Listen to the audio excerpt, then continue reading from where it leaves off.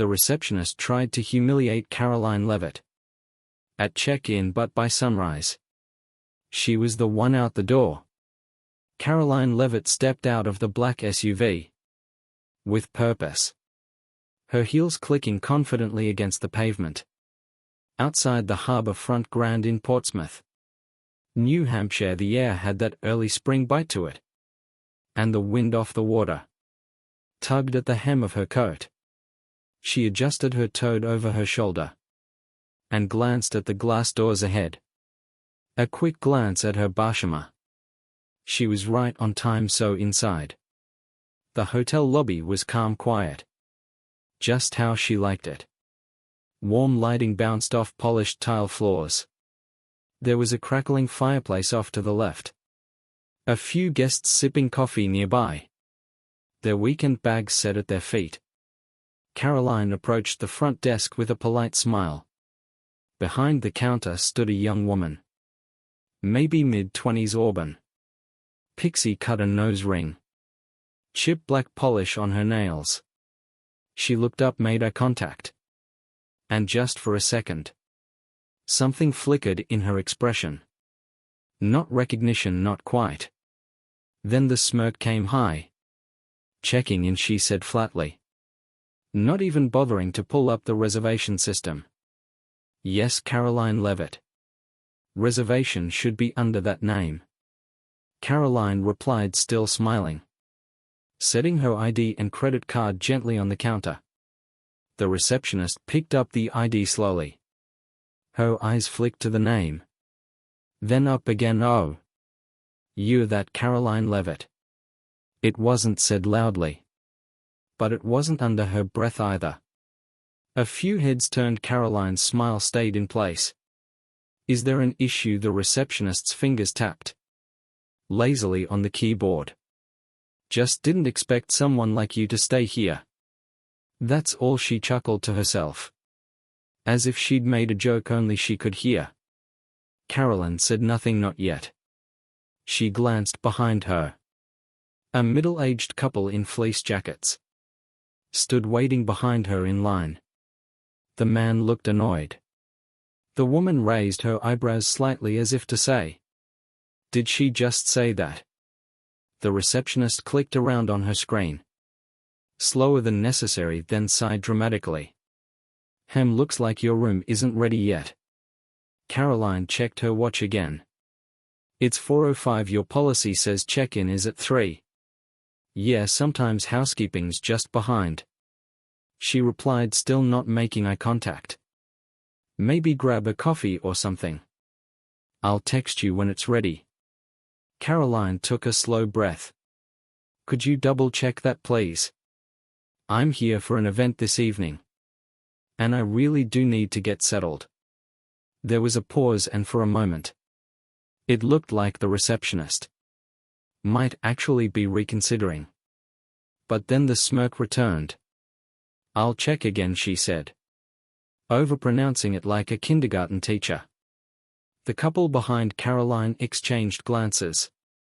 Another guest seated in the corner near the fireplace discreetly lifted their phone and angled it forward. Not obvious, but noticeable if you were paying attention. "I'm sure you understand," the receptionist said. "We just have certain standards here. Can't always accommodate everyone." Right away Karoline finally looked her in the eye. Not angry, not even stern. Just measured. "I'm a guest. I've booked, confirmed, and arrived on time. That should be all that matters." Silence followed. A few more people had entered the lobby and were starting to pick up the energy. The receptionist's expression wavered. Not quite embarrassed, but definitely losing control of the situation. Still, she didn't apologize. Karoline stepped aside, calm but firm. "Let me know when the room's ready. I'll be right over there." She walked toward the leather chairs near the window and pulled out her phone. She didn't make a call, didn't go live, just opened a weather app and started scrolling. Eyes focused, body still. The message was clear. She wasn't rattled. She just wanted to be treated like any other guest. But something in the air had shifted. And more than one person had started paying closer attention. A low murmur floated through the lobby. Not loud, not disruptive. Just enough that you could tell people were talking. And watching. The couple who'd been behind Karoline in line moved off to the side whispering. She's not even trying to hide it. The woman muttered, arms crossed. Her voice tight with second-hand embarrassment. You saw her tone, right? Like she was trying to start something. The man just shook his head. Eyes drifting back to the front desk. Unprofessional doesn't matter. Who the guest is across the room. The young woman by the fireplace. The one who'd subtly recorded part of the interaction. Was now sitting with her friend. Her phone rested face down in her lap. But her thumb hovered near the screen. They were whispering too. Barely audible. Should I post it? She asked. Her friend hesitated. I mean, it's not like she shouted anything. But still you could feel it. I know, it just didn't sit right. It's like she wanted to humiliate her. The two paused as the receptionist suddenly called up the next guest in line. Smiling sweetly, her tone suddenly syrupy and cheerful. Welcome to the Harbor Front Grand. Checking in, she said with fake perkiness. Completely flipping her demeanor for the couple behind. Karoline. The woman at the counter glanced over at Karoline, who was still seated calmly by the window, tapping out something on her phone. She wasn't showing emotion. That in a strange way made it worse.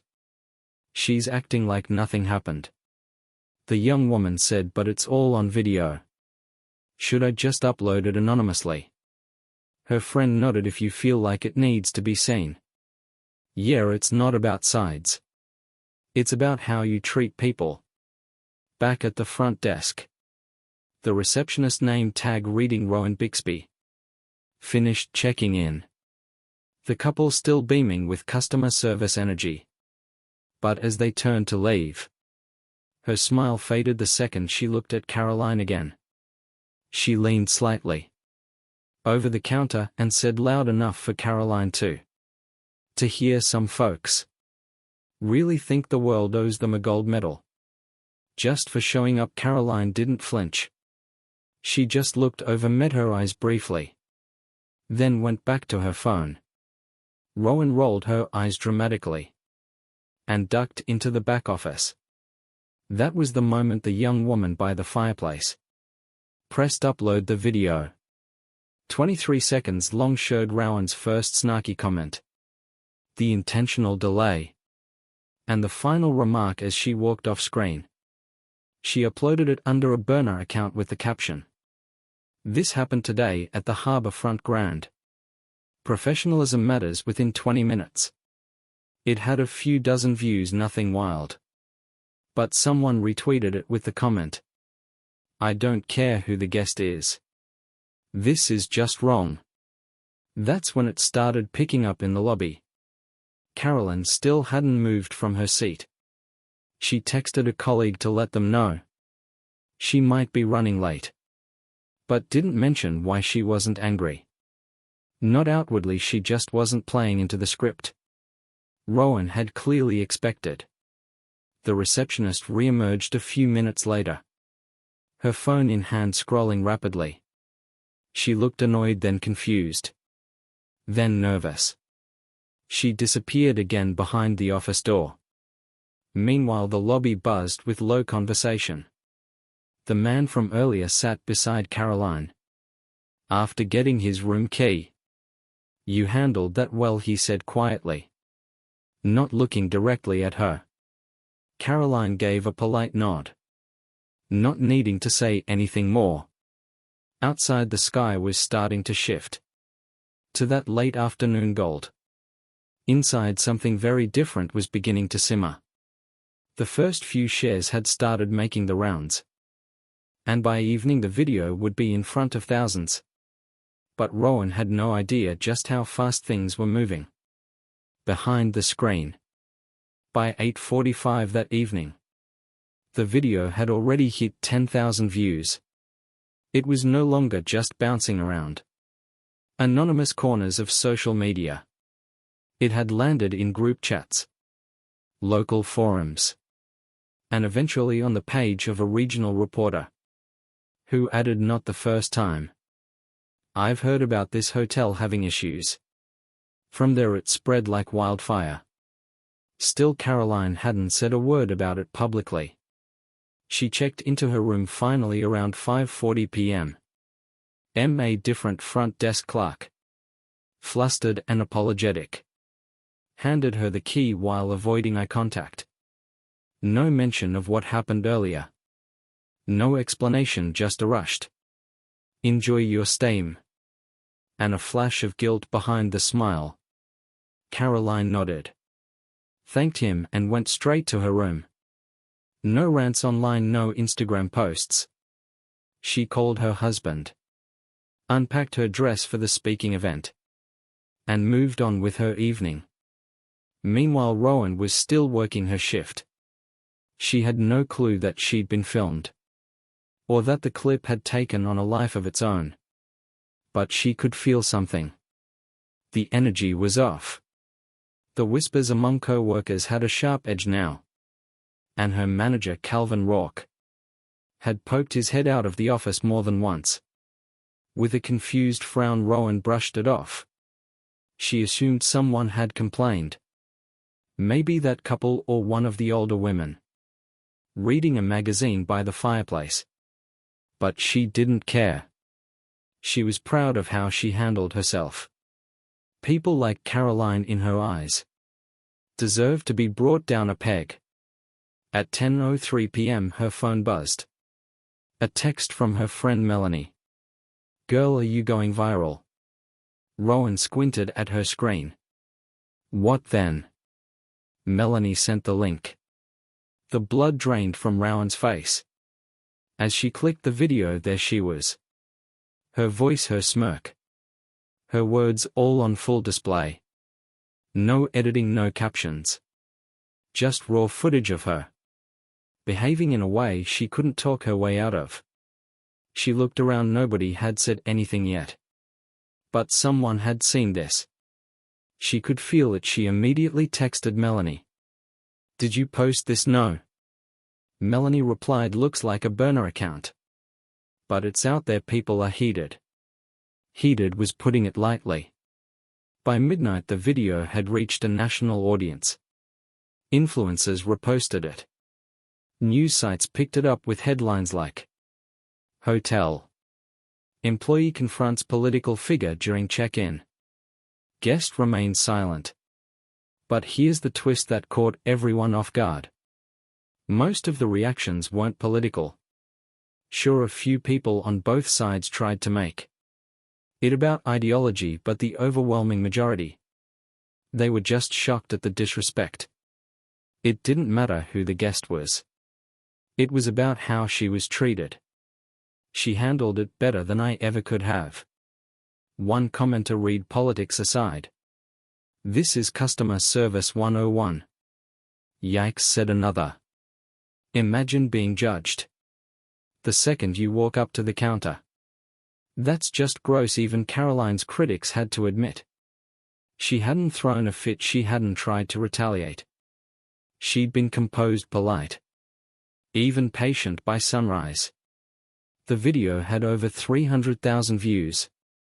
Rowan hadn't slept. She deleted her Instagram, locked her Twitter, but it was too late.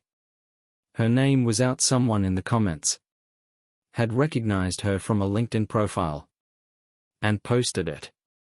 The phone at the hotel front desk rang constantly.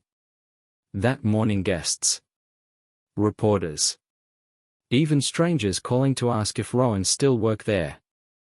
Calvin, the manager, was bombarded. He stepped into the office, closed the door, and called corporate. Karoline, meanwhile, checked out early quietly. She didn't need to be there for the chaos. By 9 a.m., a local news crew was parked outside.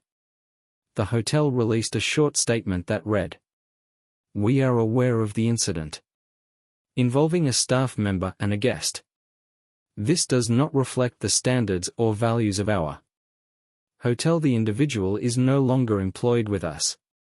But Rowan hadn't even made it to her shift when she found out her name was already trending. And not in the way she'd ever wanted. Calvin Rourke had been in hotel management for 17 years. And not once had he seen a mess like this blow up overnight. Usually when there was drama, it was over billing errors, noisy guests, or someone sneaking in a pet. But this was national news. Now he stared at his computer, the video playing silently on loop.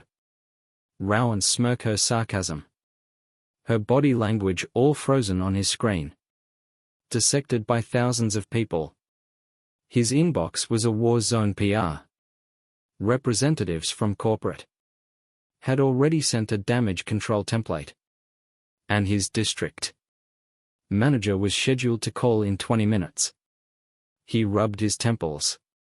Rowan hadn't shown up for her shift that morning. Not that he expected her to. Still, protocol was protocol. He called her cell straight to voicemail. He didn't bother leaving a message. Meanwhile, downstairs, the lobby had an odd tension to it. Guests walked in, quietly glanced around, as if expecting something dramatic to happen again. A couple of them even took pictures of the front desk, hoping to catch the manager, or maybe recognize the woman from the video. The staff kept their heads down. No one talked about it. But everyone was thinking the same thing.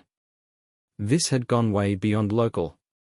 By 10:15 a.m., Rowan walked through the employee entrance. Hoodie pulled down, sunglasses on inside, hair tucked back. She looked like someone trying not to be recognized, which ironically made her more noticeable. Calvin met her just past the service hallway. "Office now," he said, his voice clipped. Rowan didn't say a word. She followed him in, closed the door behind her, and stood with her arms crossed, already bracing for a fight. Calvin didn't bother easing into it. "You knew this was wrong even if you disagreed with her. This was about how you represented this hotel.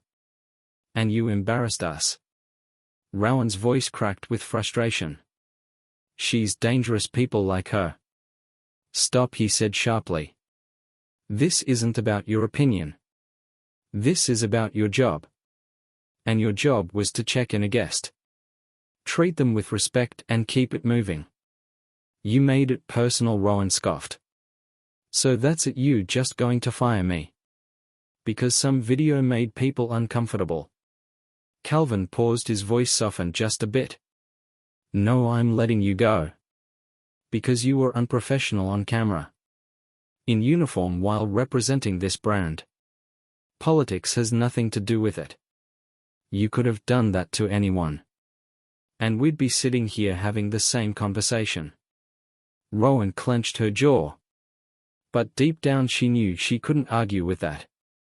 She'd always been a little too loose with sarcasm, too eager to throw shade. But it had never cost her anything until now.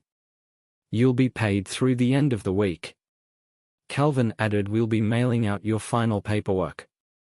She opened her mouth to speak, then stopped. She'd imagined herself arguing, demanding to stay, maybe walking out with her head held high. But now the reality of it settled in. Not just the job, but the internet. Knowing her face, her name, her moment of pettiness forever sealed in pixels. She left through the side door, avoiding the lobby outside. Her phone buzzed again, a message from an old classmate she hadn't spoken to in years.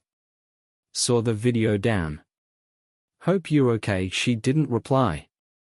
Back inside, Calvin sat in his office, staring at the now muted news coverage playing on his monitor.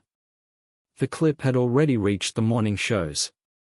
One anchor commented, The real issue here isn't who the guest was.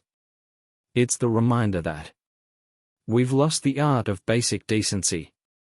That line stuck with him upstairs. Housekeeping reset room 414, the room Karoline had occupied just hours ago. No damage, nothing left behind. Just a folded brochure from the event she'd spoken at. And a handwritten thank you note left on the pillow. Addressed to the cleaning staff. But outside that quiet room, the conversation was only getting louder. The firestorm didn't die down. It morphed by the next afternoon. National commentators were talking about the harbor front grand incident. Like it was a social mirror. A moment that forced people to look hard at how conviction could tip into cruelty. The headlines didn't focus on Karoline's politics.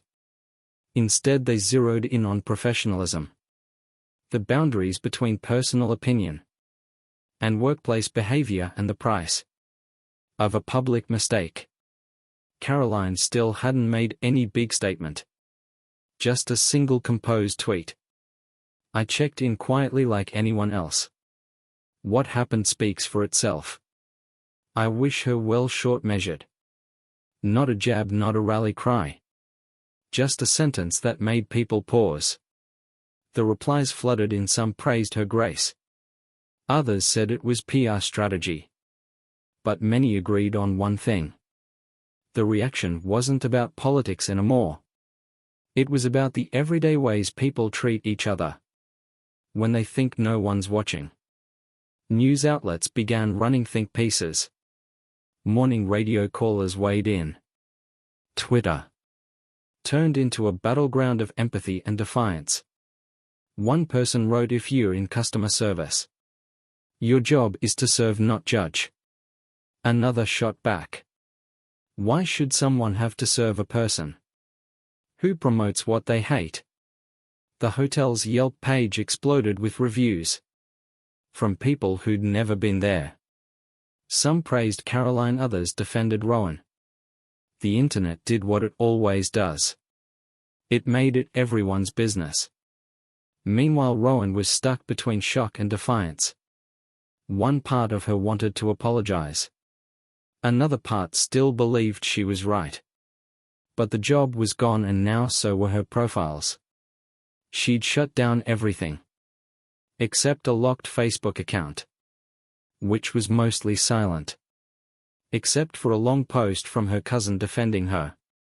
Rowan's not a bad person, it read. She's passionate, she's just emotional. She stands up for what she believes. Maybe this went too far. But let's not act like she's evil. That post was shared, screenshotted, quoted. Some used it to defend her. Others pointed out that being emotional didn't excuse public humiliation. The conversation had cracked wide open. In a segment on WBZ in Boston, a legal analyst broke it down. Private employers have every right to terminate someone if their conduct reflects poorly on the business. The fact that this happened on video, in uniform while on the clock, that's textbook misconduct. Whether you agree with her or not doesn't change the rules, another host chimed in. It's wild to me that people are arguing over whether she deserved it. You humiliate someone at work. That's not activism, that's bad judgment. At a coffee shop in downtown Portsmouth, two college students debated it over iced lattes. I get that she had feelings about Karoline. I do, but what did she think was going to happen? That she'd get a pat on the back? One asked, the other shrugged. Honestly, I think she just snapped like it was a power play. A moment of I'm in control here. And it backfired. Not everyone saw it that way. At a bookstore up the street, an older woman with a silver braid and wire-rimmed glasses was organizing a small discussion group for women who wanted to talk about the incident. The flyer read, "Where do beliefs belong?" A conversation about values and materialism. People were shaken Maischen. Not just because of what happened, but because it could have been them.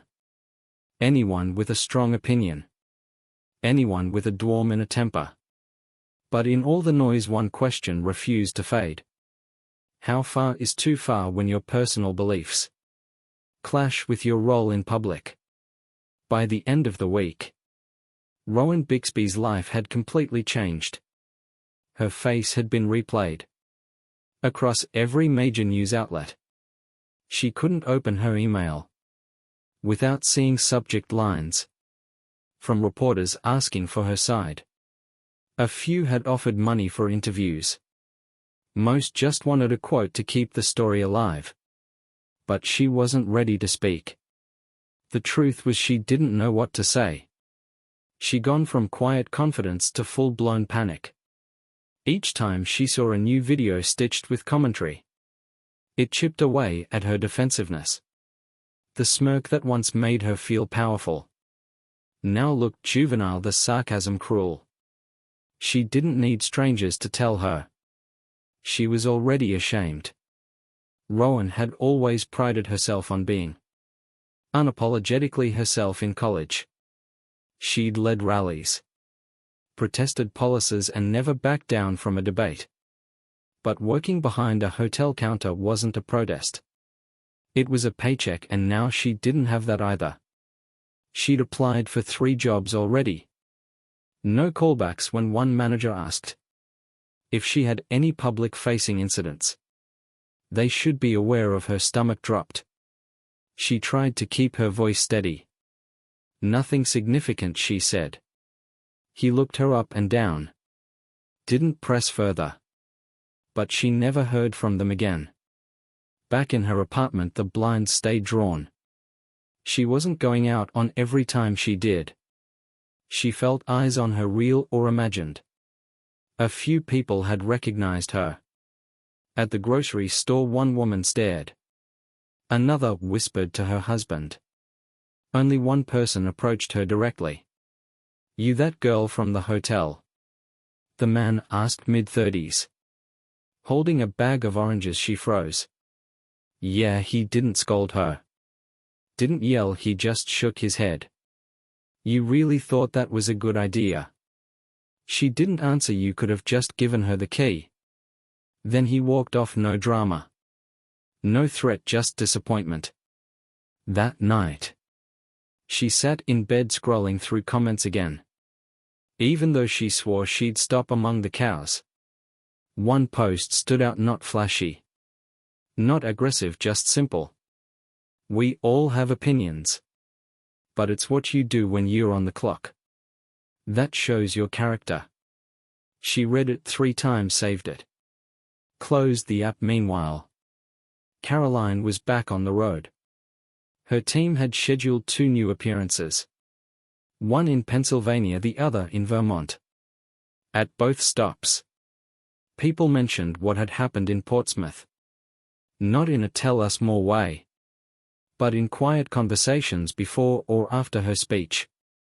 It was wrong what that girl did. A woman in her 60s told Karoline gently, outside a town hall event. "You didn't deserve that, nobody does." Karoline always thanked them. Kept it brief. She didn't want to turn it into a political tool. Privately, though, she'd been thinking about it non-stop. Not because it hurt her, she was used to criticism, but because it felt like a mirror, reflecting something darker. She told a colleague during a car ride, "It wasn't about me, not really. It was about someone deciding I didn't deserve basic respect. And that scares me, not for me, but for anyone who walks into a place expecting to be treated fairly, and instead gets mocked because of who they are or what they believe." Her team didn't need to spin that. It was real, it resonated elsewhere. People were having the same conversation. Not on TV, not in comment sections, but in homes, classrooms, coffee shops. Not everyone agreed on where the line should be, But almost everyone agreed there has to be a line. People started thinking about their own behavior. That barista they snapped at. The customer they rolled their eyes at. The job interview, where they thought about making a smart remark and didn't because one moment, one smirk, one sentence too far, could now be captured and replayed forever. But even as the storm passed, one final thought began to settle. It's not about whether we're right. It's about how we treat people when no one's clapping. By the following week the story had mostly cooled off. At least in the media cycle. The video wasn't being shared every 5 minutes anymore. New scandals had taken over. New debates, new headlines. But for the people directly involved, the fallout lingered in quieter, deeper ways. Rowan sat across from her mother at a tiny kitchen table in Dover, picking at a half-eaten plate of scrambled eggs. She hadn't said much in the last hour. The silence between them wasn't cold. It was weighted. Her mother finally broke it. "You used to say you wanted to make the world better," she said softly. "I believe you still do." But that wasn't the way. Rowan didn't argue. She just nodded once, almost imperceptibly. I thought if I stayed quiet, I'd feel like a coward, and if I spoke, I'd be a villain. I don't know where the middle is anymore." Her mother reached across the table and gently touched her hand. "The middle is where most of us live. It's not loud, but it's where people actually listen." Across the state, Karoline stood backstage at a charity dinner in Nashua. The lights outside the curtain were low and golden. The sound of clinking silverware and quiet laughter filtering in. Her assistant handed her a short stack of note cards. She didn't need them. She looked down at her hands, then up at the curtain before stepping out. She turned to her assistant. "You know what bothered me most about that moment?" What she didn't see me, just an image in her head. A caricature, not a person. The assistant nodded slowly. "That's how people stop talking to each other." Karoline didn't reply. She simply walked out onto the stage, greeted the crowd and gave a speech that touched only briefly on the incident. Just enough to acknowledge it. Not enough to stir it back up. That was intentional. She didn't want to fuel division. What she wanted, and what she tried to model, was composure, dignity. The kind of presence that didn't require yelling to be heard. In the days that followed, there was no grand apology from Rowan. No exclusive interview, no redemption arc. Just quiet reflection. And the slow process of picking up the pieces. A week later, she applied for a receptionist role at a vet clinic. Outside of town, smaller place. Slower pace, different crowd. During the interview, the hiring manager, a middle-aged woman in denim and sneakers, looked her in the eye and said, "I'm familiar with what happened. I don't need the whole story. Just tell me one thing. What did you learn?" Rowan hesitated. Then for once, she didn't try to explain. Didn't try to justify. She just said, "I forgot that people aren't the worst version of their headlines. And I let my pride get louder than my purpose." The woman considered that, then smiled faintly. "You'll start Monday." And just like that, Rowan got a second chance. Not because she earned forgiveness, but because she was willing to sit in the truth, without trying to spin it. Meanwhile, people who saw the video weeks ago had already moved on. But something subtle stayed with them. An echo, a reminder that every single day, we are faced with moments where we get to decide. Are we here to fight? Or are we here to treat each other like people? This wasn't a story about a political figure or a hotel clerk. It wasn't about left versus right. It was about what happens when someone in a position of service forgets that service requires humility. It was about what happens when someone on the receiving end chooses grace over retaliation. And more than anything, it was about the quiet power of restraint. The idea that sometimes the most impactful thing you can do is simply not react the way the world expects you to. So the next time you're standing behind a counter, or waiting in line, or facing someone you disagree with, remember this story not for the drama, but for the choice each person made. And ask yourself, what would you have done if you found this story meaningful? Make sure to subscribe for more real, thought-provoking narratives that remind us who we are, and who we still have the chance to be.